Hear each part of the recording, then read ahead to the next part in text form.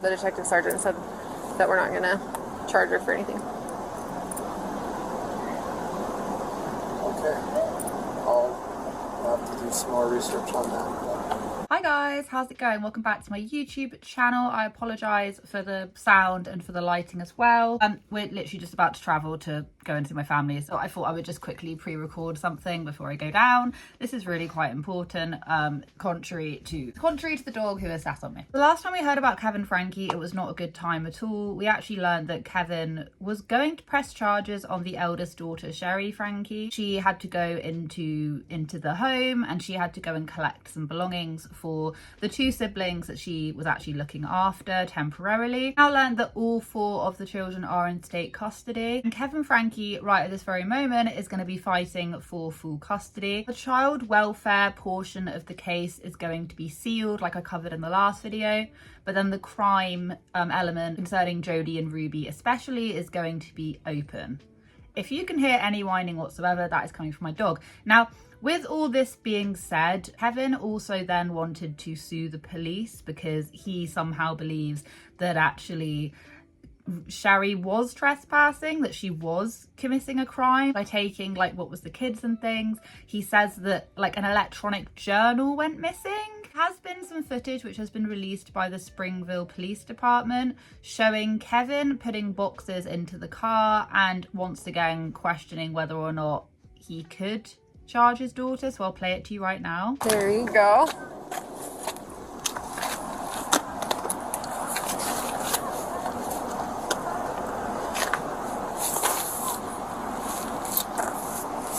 Is it all there? Yes. Yeah, explain to me again why this was not robbery. Because it's a civil issue. It's, you guys are family. She's been in the house before. You haven't been in the house in a year. She had interest in the items. She didn't take them with the intention to deprive you of them. So theft, that's the theft code. We have to prove intent to deprive you of the items. And that wasn't her intent in having them. So the detective sergeant said that we're not going to charge her for anything. Okay. I'll have to do some more research on that. You're welcome to do that. If you want to follow up with her, text me yourself. Okay. Yeah, he'll be here on Tuesday. His name's Sergeant McCoy. Okay. You're welcome. Take care. The fact that this officer literally had to explain to him that this is a civil issue, this is not a robbery, she's been in this house before, like this is her family home. She was coming in to collect belongings for the two siblings that Kevin Frankie is meant to be fighting for full custody over. Mind boggles, and I said this in my last video, it's just so confusing. Their whole family dynamic, I don't really think they're that close. I mean, I can't imagine them having a very close relationship. I mean, literally the kids and Kevin. If this is the way that Kevin is treating his eldest daughter, Sherry, who was by no means involved with any of this, didn't know about any of this for a long time. She was also cut off the family. So you would have thought that considering Ruby had basically cut Kevin out and Sherry out, you would have thought they would have some sort of like camaraderie or something, but none of that exists here. Okay. I'll have to do some more research on that. And the thing is that she took a variety of different items, which were then given back to Kevin. But the one thing that I remember when I read the newspaper article, the thing that he was most upset about was the fact that he didn't have his e-journal, his electronic journal. And he's under the impression that she was going in to basically like rob the items. But the thing is, right, he hasn't been in this house for a whole year. And his attorney, Randy Kester, I'm pretty sure that's how you say his name, he's been on so many different press runs lately, and the one which we're gonna read in a minute, which is what I read in the last video, was him basically saying that no, you know, he wouldn't do that to his daughter, or they're trying to form like a daughter-fatherly relationship and all of that. And I'm just like, how are you fighting for full custody when you treat your children like this? Like, granted, there might be a lot of backstory as to why Sherry doesn't like Kevin, or why, you know, like there might be some sort of a backstory going on there that we're just not aware of. But even so, like, she's your daughter and she's looking after your 2 kids, which have probably just come out of a very traumatic experience. I'm talking about the 2 that were found at Pam Botcher's house. And your main focus is the fact that you couldn't find something. He's a good person. He's very gentle. He's a very gentle guy. And no one's ever made any allegations that he's ever physically abused those kids or anyone else. The fact that he had to close it with, okay, I'll have to do some more research on that. I'm like, you're mad. Like, this is so stupid. And it just goes like, and a lot of people were in my comment section, and I was like this as well, trying to give him some sort of a slither of a benefit of a doubt. And then after this, like after hearing about this and then seeing the body cam footage, I don't think he's good news either. And I've never sat here and gone, oh, he's completely innocent. I've never done that. All I've ever said is that I don't think he is tied into the crimes that Jodie and Ruby committed. That's all I've said. But that doesn't mean to say that he's never been guilty of abusing his kids in any which way. You know, I've never said that.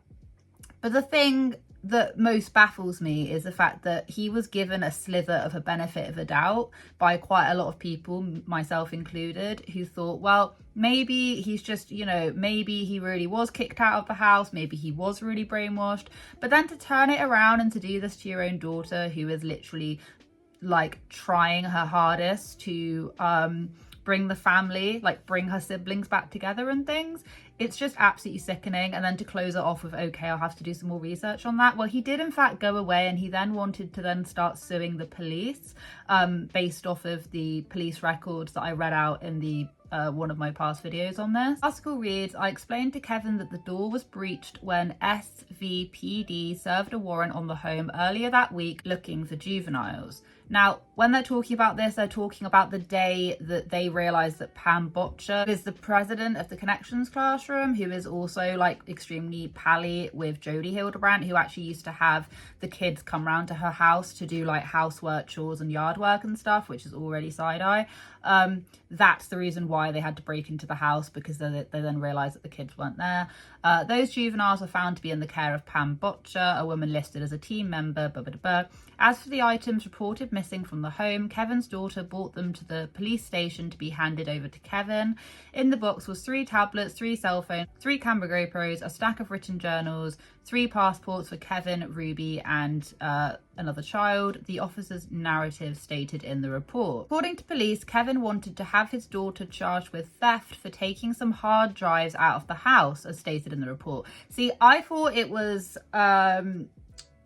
I knew that he was looking for his electronic journal, but I didn't realise that he was taking some hard drives out. Now, this is really interesting, because you know you have a lot of people that say check their hard drives, check their thing, as like sometimes it's a joke and then other times it's meant quite seriously. Well, this is actually quite interesting as to why she would want those hard drives. Now, I'm not insinuating anything. Maybe she just wanted to look because she was concerned that it had something on it.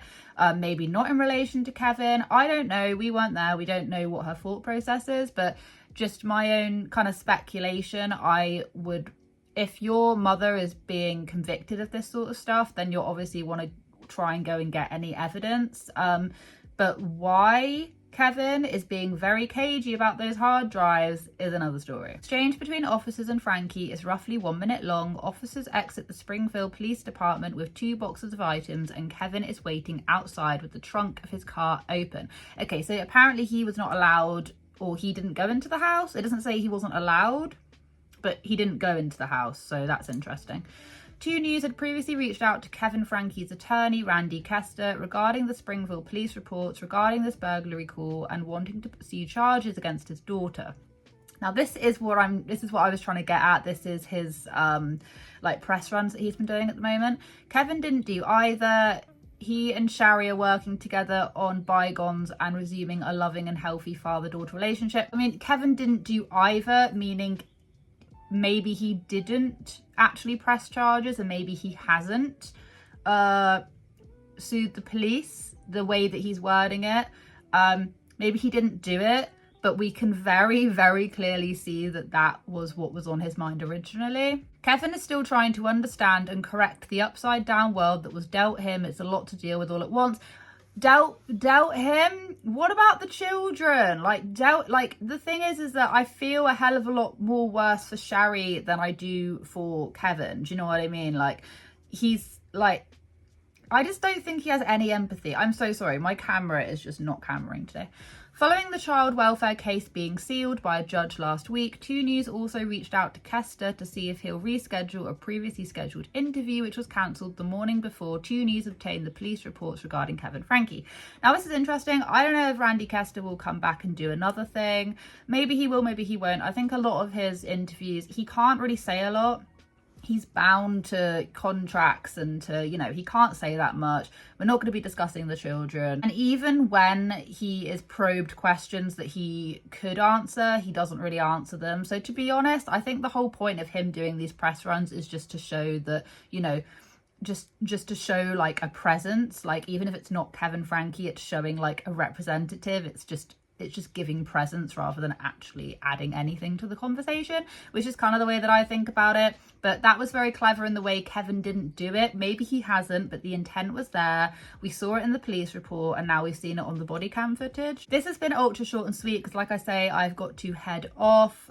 Sorry about the sound and the whatever, but it's what I'm working with. It is grey and horrible outside, but I hope you guys have a wonderful day wherever you are in this world. Take care of each other, take care of yourselves, and I will catch up with you guys in the next video.